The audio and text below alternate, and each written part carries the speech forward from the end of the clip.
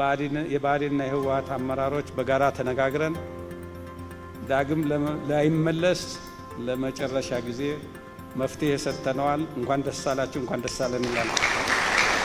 እዚህ የህልውና ዘመቻ ዓላማ የትግራይ ወራሪ ኃይል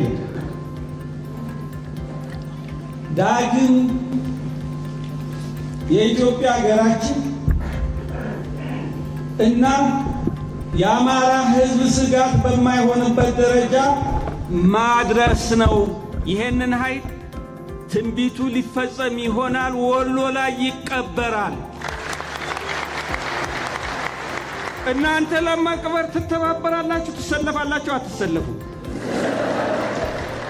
Representatives and envoys who work tirelessly to contribute to the resolution of some of the most